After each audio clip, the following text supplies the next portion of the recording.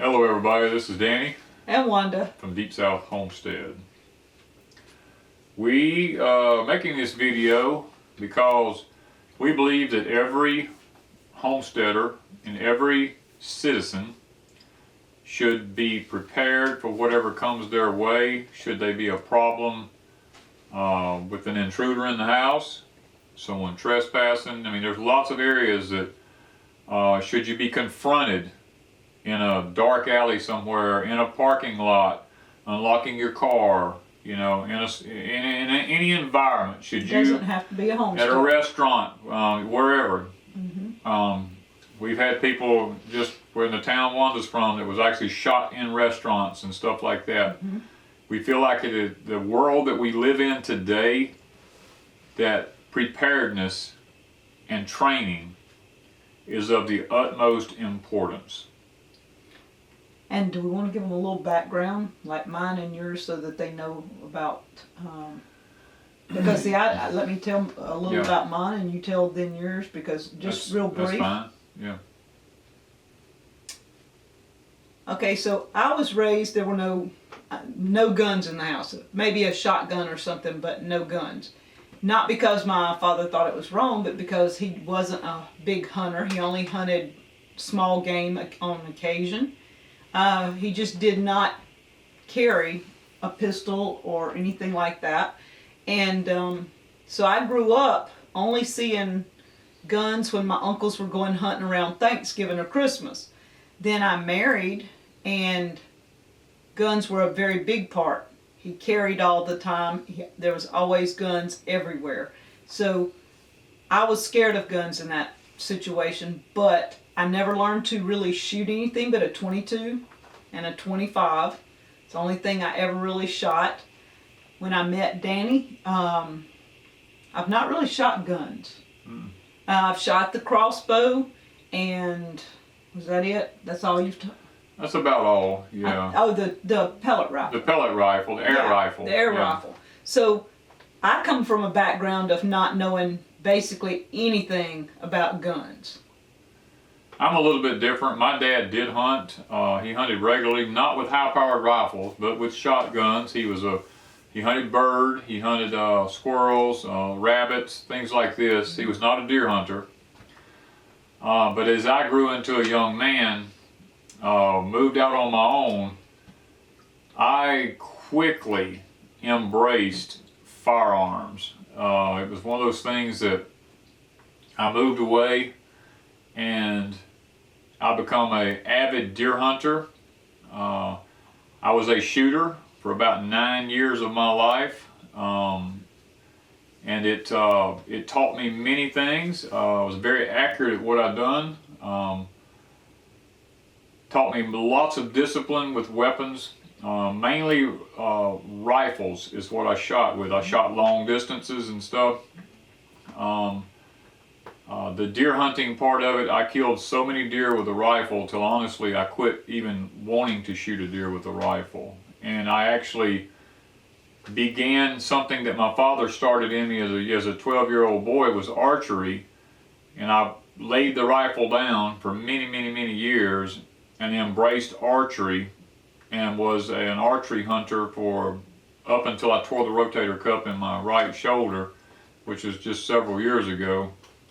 I've taken some 73 deer with a bow, and since tearing the rotator cuff, I moved over to the crossbow, which we've only taken one with the crossbow, if I remember correctly. Wanda and I was on that hunt together when that happened. And actually, many years ago, I laid pistols down. You hadn't shot? I haven't shot in pistols in probably 20 plus years. I just didn't feel a need for it anymore. And here, I guess I laid the rifle down. I picked the rifle back up after a while, and I began to shoot it again up until, I guess, right before you and I married. I laid it down. You haven't shot in probably 7 years or better. The only time I've shot the rifle was when me and her first got married. There was a coyote about 200 yards on the hill back there, and I shot him and killed him. Yeah. And as far as I know, that's the only thing I've shot with a high-powered rifle Exactly. since then. So we've kind of just been not really worried because here where we're at, there's really no crime in this area, in our area. We don't have a lot to worry about. But we've been thinking a lot about it. We have. And we thought we need to take a class, mainly for my sake. He wanted a brief up, but I needed... I just needed a brush up's all I needed. Yeah, and I needed the total all around. Danny could teach me, that's not an issue. Right, but I'm not a licensed teacher. Yeah. So that she can be certified. So we decided to go to a place where we could both go ahead and get our advanced training licenses, so that we could both carry if we needed to.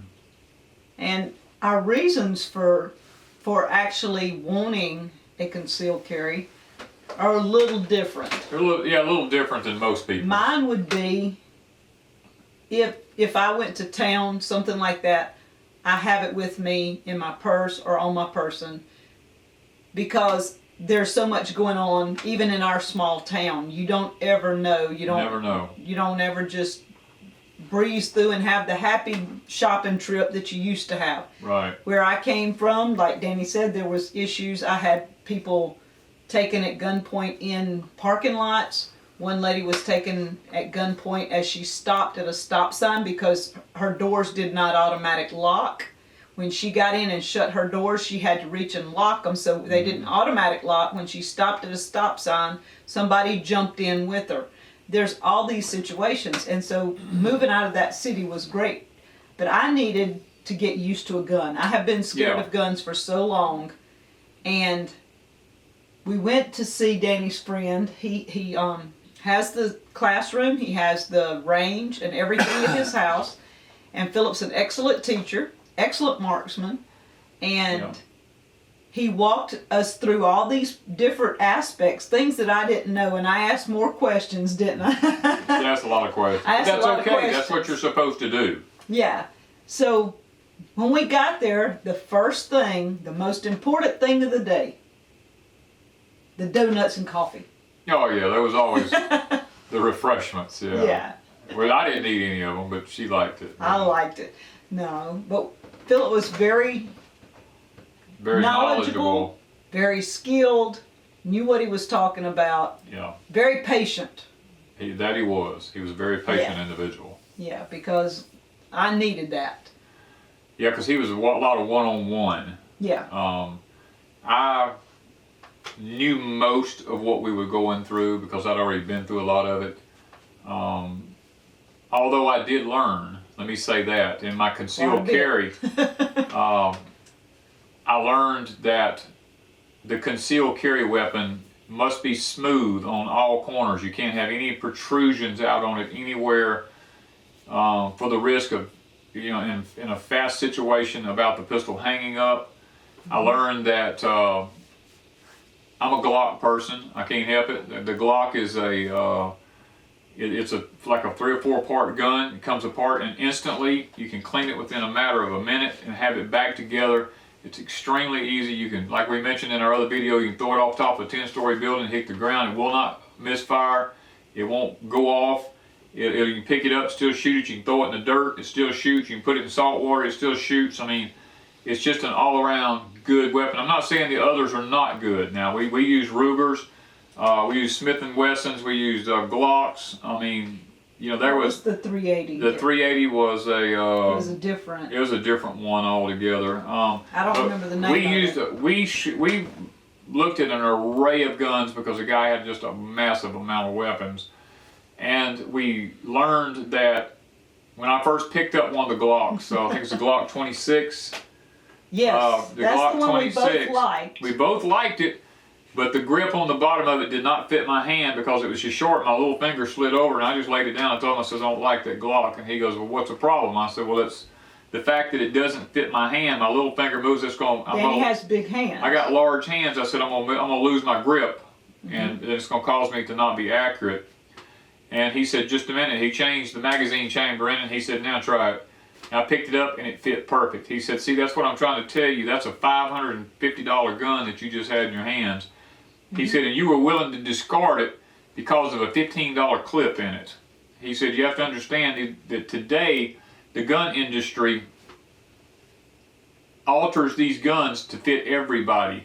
And you don't want to throw a $500-something gun down and throw it away and discard it just because of a $15 clip that you can change to make it comfortable.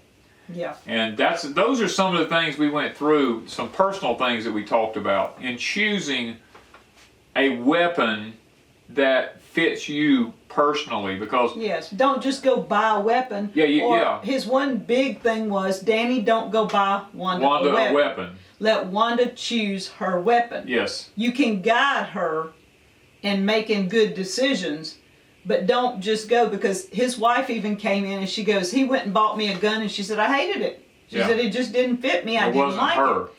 And I know he had us write down what we thought we wanted in a gun. Yeah. And so I wrote down my criteria, and Danny wrote down his. And throughout the lessons, as we practiced with what would they call snap loads? Snap caps. Snap caps, yeah. These are unloaded.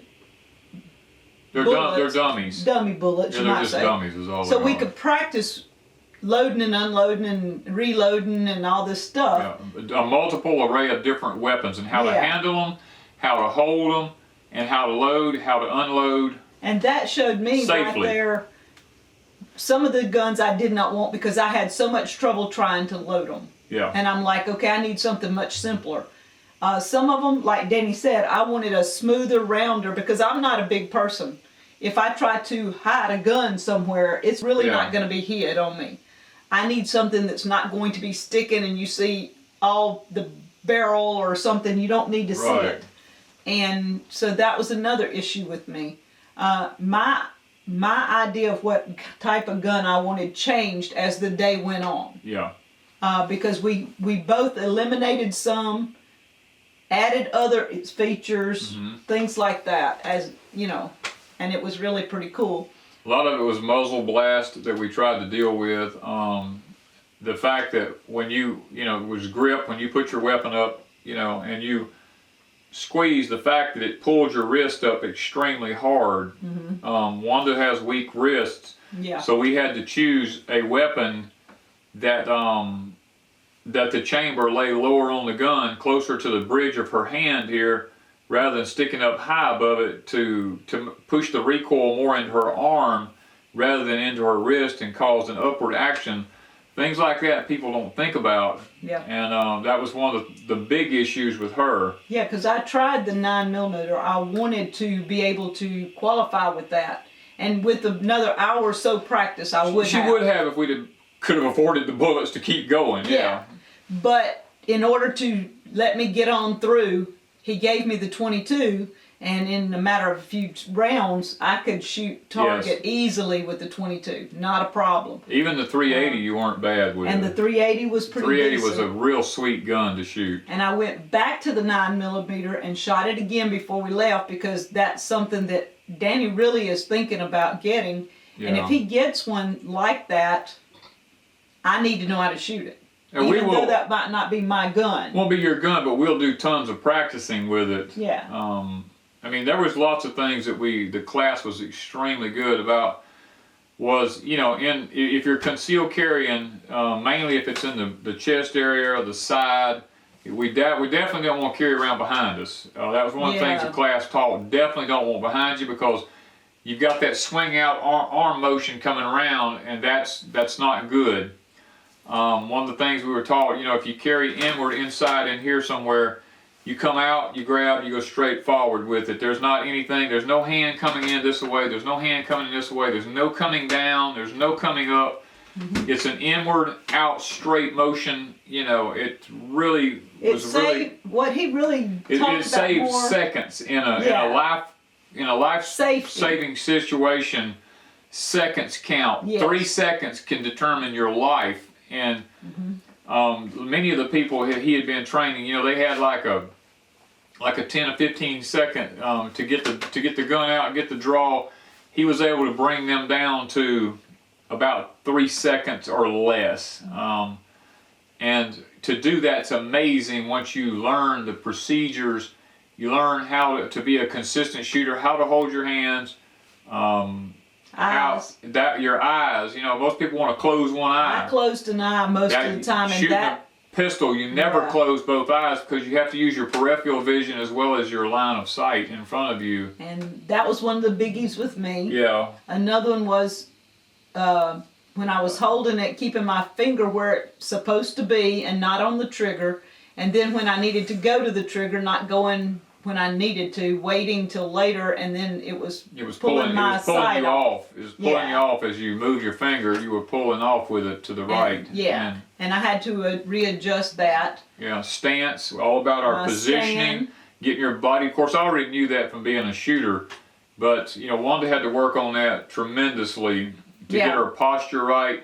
And the fact that, you know, if you pull your gun out, you're not going to be guaranteed every time you're going to be perfect. No. But practice will make perfect. But, you know, we talked about if you dropped it on the floor, don't just stop and go to fumbling around the floor trying to find it and then try to stand back up and get in a perfect position. You have to practice and learn. If you have to go to the floor, pick it up, and still be able to fire from those positions.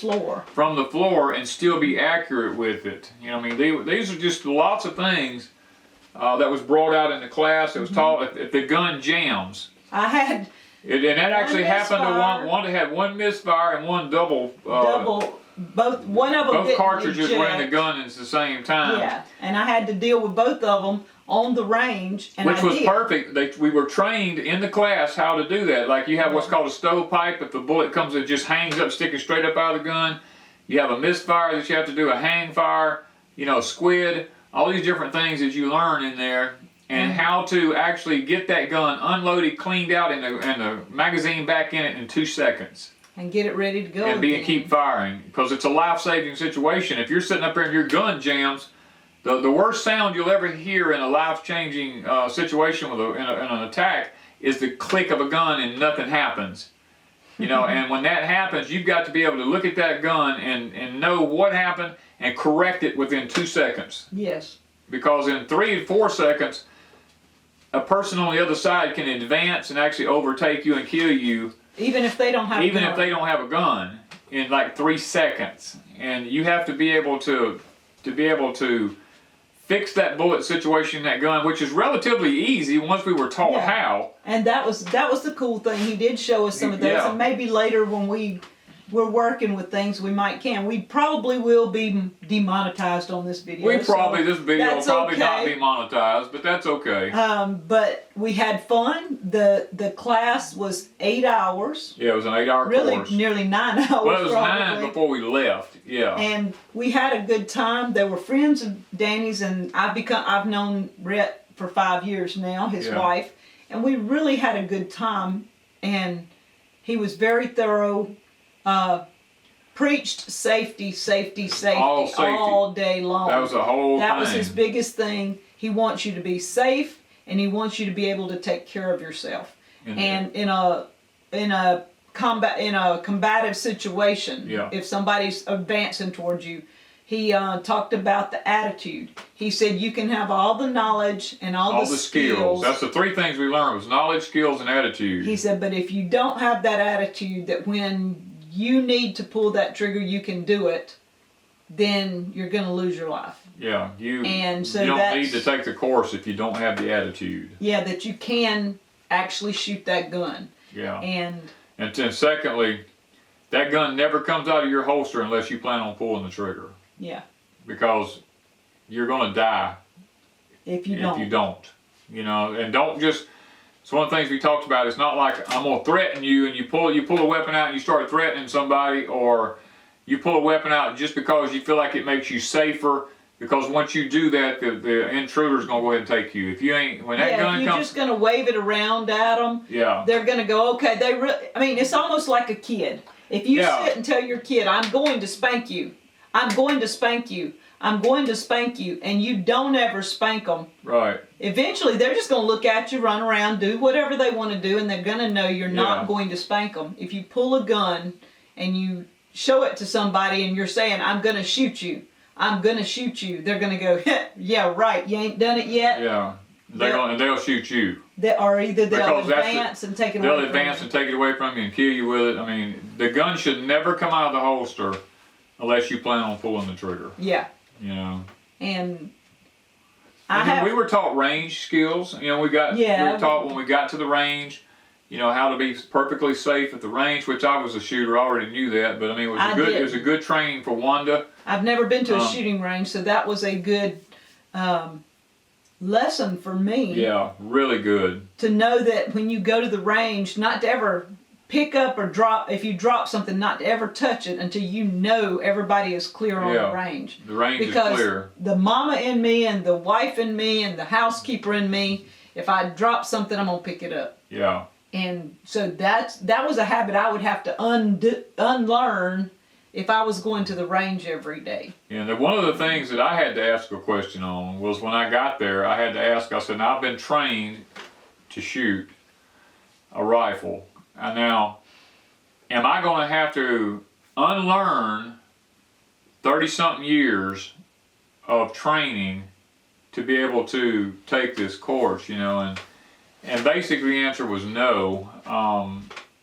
Readjust. I may have to learn to readjust some things that I was taught, but not relearn anything. And the fact that I hadn't been a shooter with pistols for 20-something years.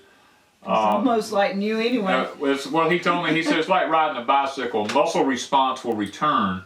You get on a bicycle, if you haven't rode one in years, you pick it right back up, and you know. Don't take just a second. Just a minute, you're back. And even when I went to qualify, I mean, if we get to show that part of the video, we're going to show a little of it. I just, you know, most people like they hold up and they like 1, 2, 3.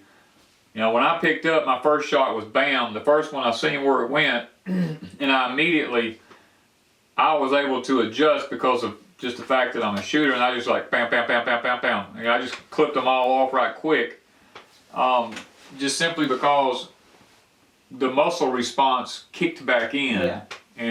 And with mine, you'll notice I'm more hesitant. Right. And then they have to tell me, I don't know that all the sound will be in everything, but they have to tell me to straighten my arms out, to lock my thumbs and things. I caught it after they said it, but it was taking a second to get everything that I just learned put into place. Yeah. And actually, I qualified with the .22. Yeah. I did really good for my first time shooting at a range. She did good at a range. Even with the .380, she did really well. Yeah. It's just for her qualifying, we decided, because of her weak wrist right now, because she hadn't shot never in her life very much, we decided to qualify with the .22 until we have time to build her wrists up for shooting a heavier caliber gun.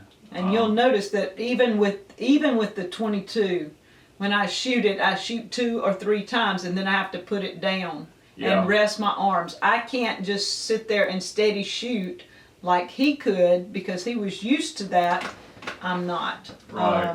So it makes a difference in things like weakness of your wrist. That's a biggie. I have problems with both wrists from years of computer use and stuff like that.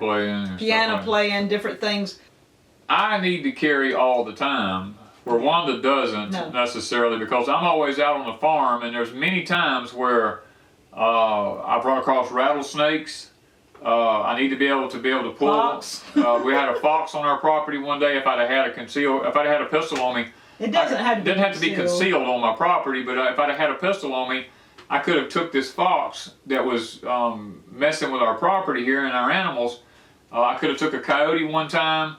There's just multiple things that if you have the weapon on you right at the moment, you don't have to run back to the house and try to get a weapon and go back and then they're gone and stuff like that. And we need to explain a little why he has not carried a weapon in several years. When we married, I came from an abusive relationship, and the guns was a part of it, and I had a fear of it. So I asked him not to have guns everywhere and stuff. So he has not carried a gun on him since we married, and that's been 5 years. Yeah. But now that I've calmed down and I've gotten used to the situation, it's time for him to start carrying again. Every time he needed to shoot something, he had to come back into the house and get the rifle and go out again. Yeah. And for the most part, he used the air rifle. Well, And I for killed all the little stuff. for little stuff I did. You know, Yeah. I've killed lots of things with a shotgun because The shotgun was the other one. the other one, And I was okay with that. she's okay with that. And so now it was time for him to pick the pistol back up. And Yeah. I had to make that decision. Because, Yeah, I was just waiting on her basically Yeah, to say, 'cause I hey, had to it's be- okay again. You know. Yeah, I had to know it was okay in order that Yeah. I could handle it. And Mr. Phillip was wonderful in understanding that, working with me, getting me past the fear, and the big gun freaked me a little. It did bother her some. I liked it until I started shooting it. And I think that was one of the issues, is not being afraid of what you're shooting. Yeah. So that's another one of my things on my list. It's a hurdle you have to cross. Yeah, is to know that I'm not afraid of the gun I'm holding in my hand. Right. So that's a biggie for anybody that's never shot before. Yeah. And it's just one of those situations. Lots of people have lots of reasons for wanting to carry.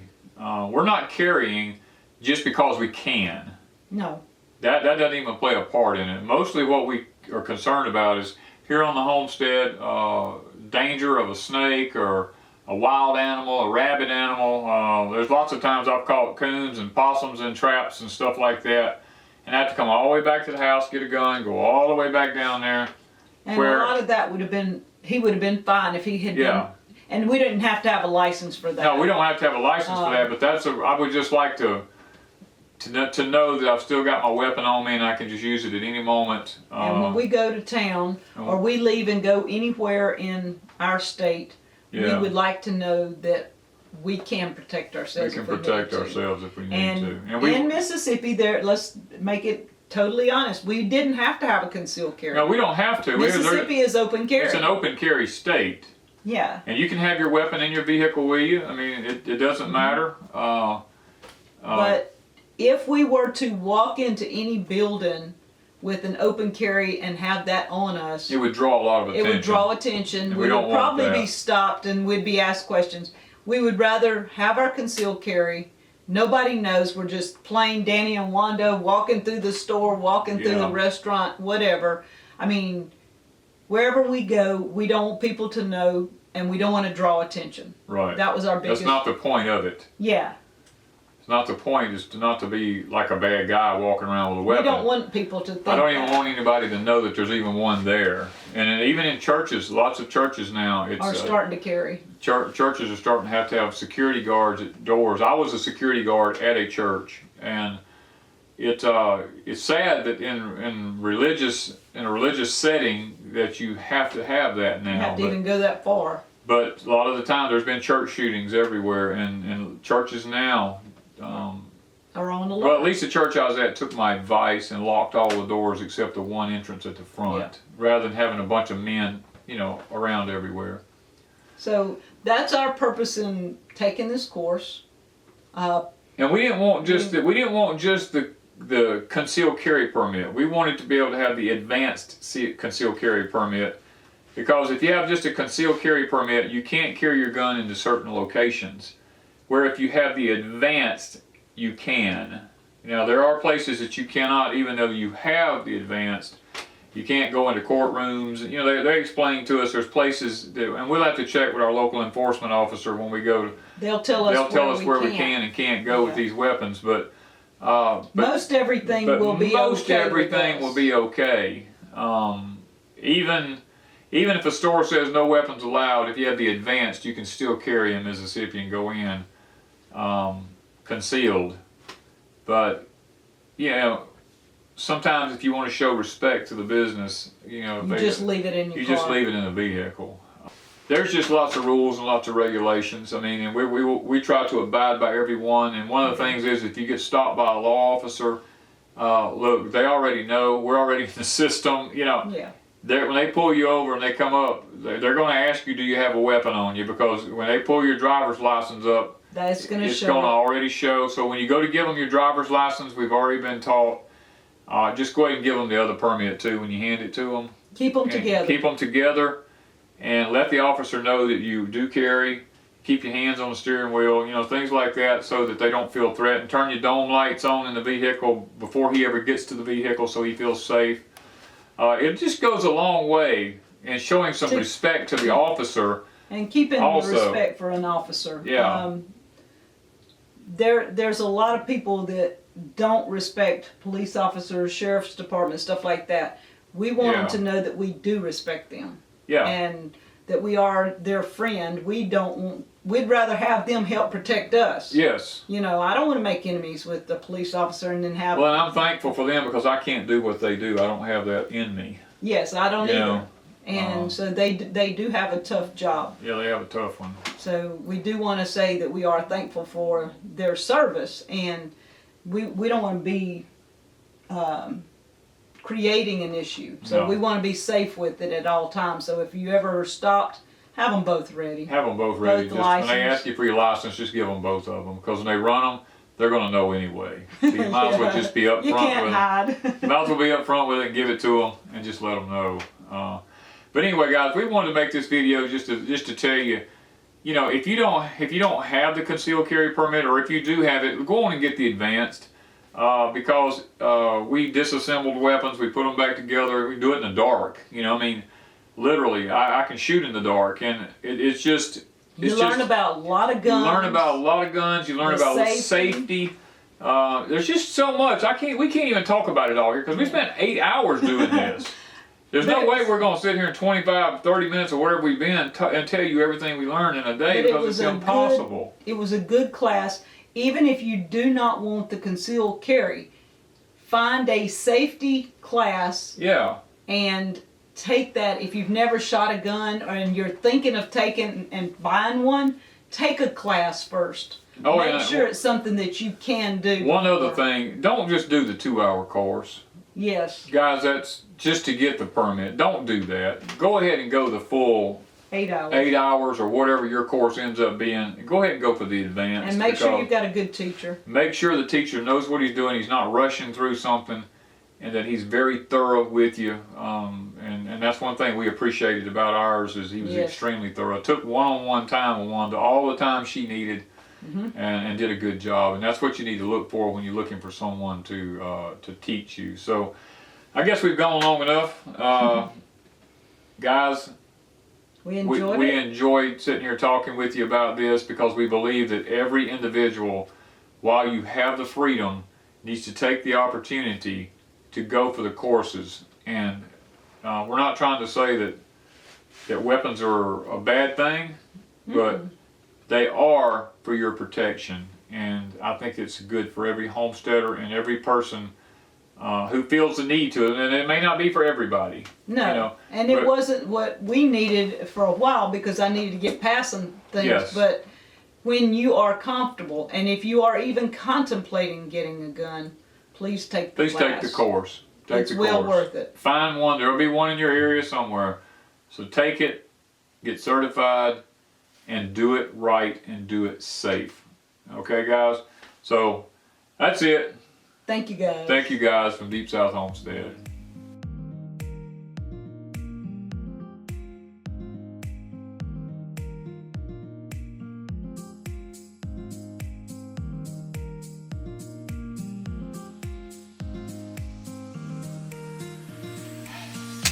You may commence firing when ready.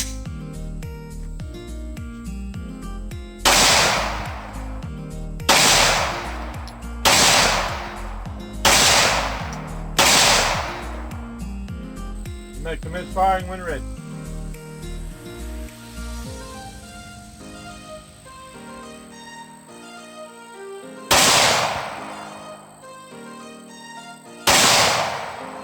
Okay, give me one more round. Fire when ready.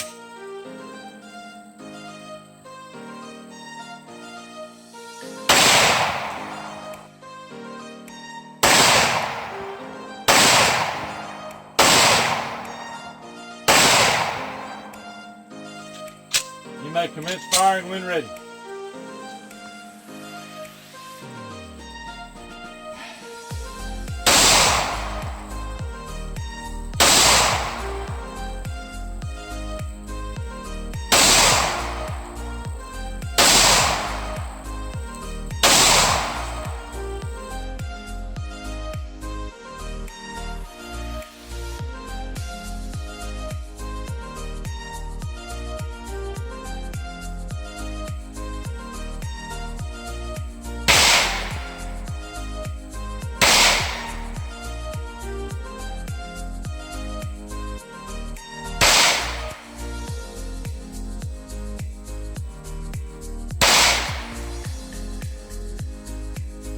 Steady, slow pull.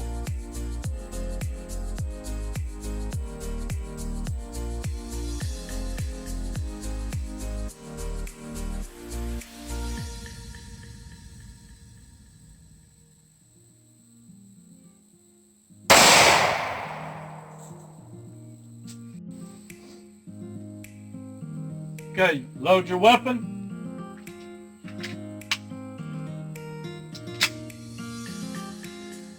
You may commence firing when ready.